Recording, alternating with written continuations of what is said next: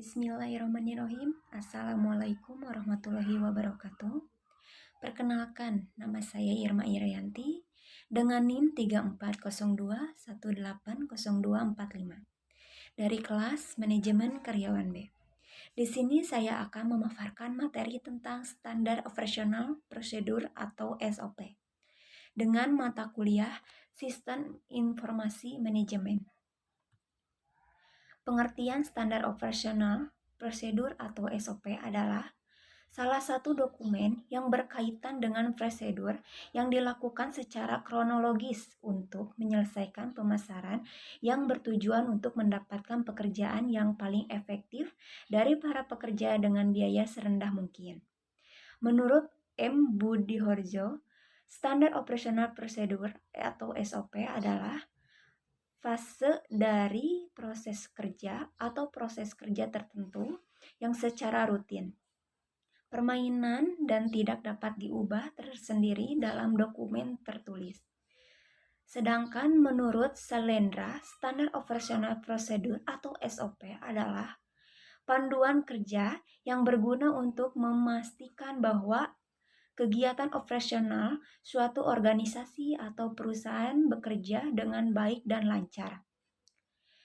Di sini ada fungsi standar operasional prosedur atau SOP. Yang pertama, membantu dengan prakerja, karyawan, tim, atau unit kerja.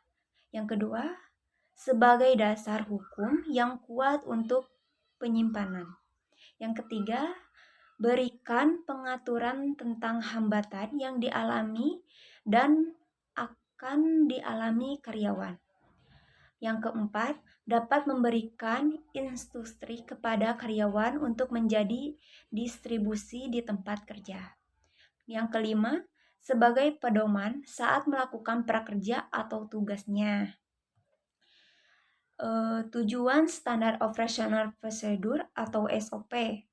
Yang pertama, mempertahankan tingkat kinerja yang stagram atau keadaan tertentu serta kepuasan dan lingkungan saat melaksanakan tugas atau tugas tertentu. Yang kedua, sebagai referensi saat melaksanakan kegiatan tertentu untuk klien dan atasan. Yang ketiga, untuk menghindari kesalahan atau kesalahan komunikatif, keragaman, dan pemborosan dalam pelaksanaan kegiatan dapat dihindari dan dikurangi. Yang keempat, merupakan parameter untuk mengikuti kualitas lainnya.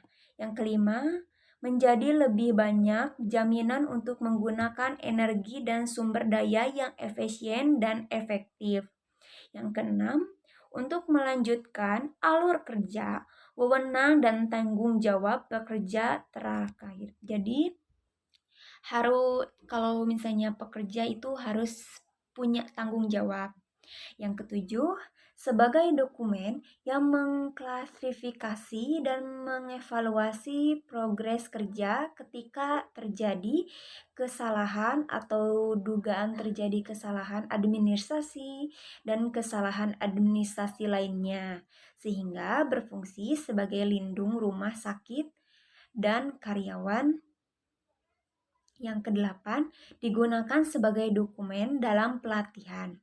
Yang kesembilan, sebagai dokumen historis ketika referensi SOP baru telah dibuat. Selanjutnya, ada prinsip-prinsip standar operasional prosedur atau SOP. Yang pertama, konsisten. Yang kedua, kewajiban. Yang ketiga, pengikat berkelanjutan. Yang keempat, mengikat. Yang kelima, setiap elemen memiliki peran penting. Yang keenam, didokumentasikan.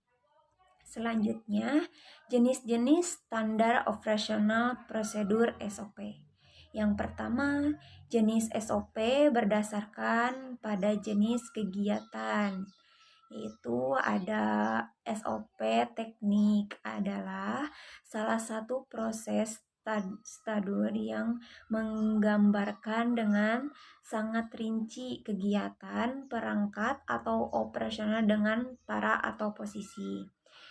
Selanjutnya ada SOP administrasi, yaitu proses standar umum yang tidak merinci kegiatan lebih dari satu perangkat atau pelaksanaan dengan lebih dari satu perangkat atau posisi. Yang kedua, ada jenis SOP berdasarkan ruang lingkup dan ruang lingkup kegiatan, yaitu ada SOP mikro dan makro. Yang mikro yaitu bagian yang berdasarkan dari SOP makro atau SOP kegiatan yang merupakan bagian dari kegiatan SOP makro yang lebih besar.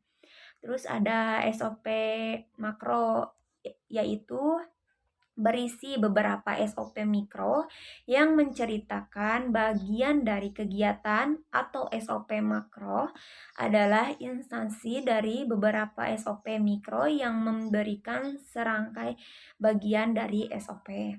Selanjutnya ada ketiga, yaitu jenis SOP berdasarkan ruang lingkup dan kelengkapan kegiatan. Yang pertama itu ada SOP final, adalah jenis SOP yang tergantung pada ruang lingkup kegiatan telah menghasilkan produk utama tertentu atau final. Selanjutnya ada SOP prinsial, adalah SOP yang didasarkan pada ruang lingkup kegiatan dan belum menghasilkan produk untuk akhir, sehingga kegiatan ini masih menggunakan sejumlah kegiatan lainnya dan memberikan produk utama akhir. Selanjutnya ada jenis SOP berdasarkan ruang lingkup dan jenis kegiatannya, yaitu ada SOP generik umum, adalah yang didasarkan pada sifat dan sisi kegiatannya dan relatif sama dalam hal kegiatan dalam SOP atau dalam fase kegiatan dan inflasi. Yang keduanya adalah ada SOP khusus, yaitu SOP yang didasarkan pada sifat dan isi kegiatan sehubungan dengan berdasarkan kegiatan dalam SOP, fase kegiatan, akan pelaksanaan, dan tempat di mana SOP berdasarkan ditempatkan di dasar reka. Selanjutnya, ada manfaat standar operasional prosedur atau SOP. Yang pertama, sebagai standarisasi secara karyawan melakukan pekerjaan khusus untuk mengurangi kesalahan dan pengabdian. Yang kedua, SOP membantu karyawan untuk menjadi lebih mandiri atau tidak tergantung pada intervensi manajemen. Yang ketiga, tingkatkan akuntabilitas dengan mendokumentasikan tanggung jawab.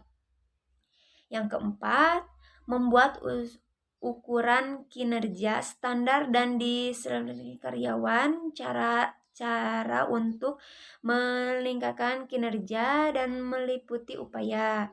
Yang kelima, buat materi pelatihan yang dapat membuat karyawan baru menyelesaikan pekerjaan dengan cepat.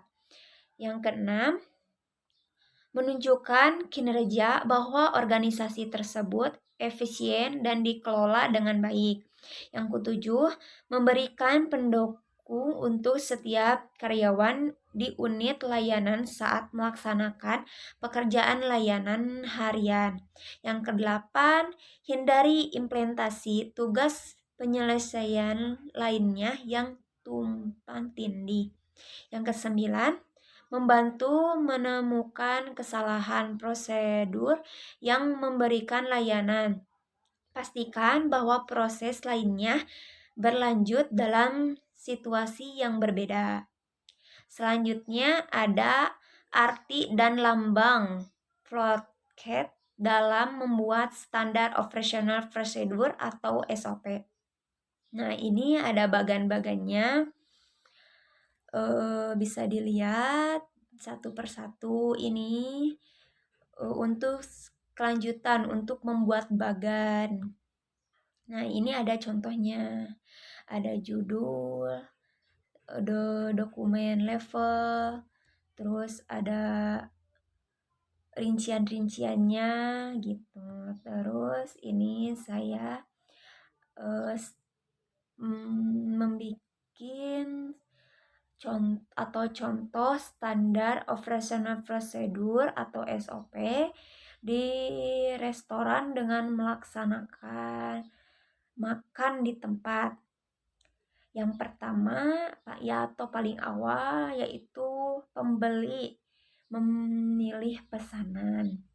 Terus kalau misalnya suka ada tambahan pesanan, bisa membuat pesanan tambahan, pembelian makanan, pembelian meminta toko pembayaran, tagihan, pembeli membayar, terus bukti pembayaran. Terus ini langsung ada catatan di buku besar, terus setor untuk ke bank. Terima kasih atas perhatiannya. Mohon maaf apabila ada kesalahan kata.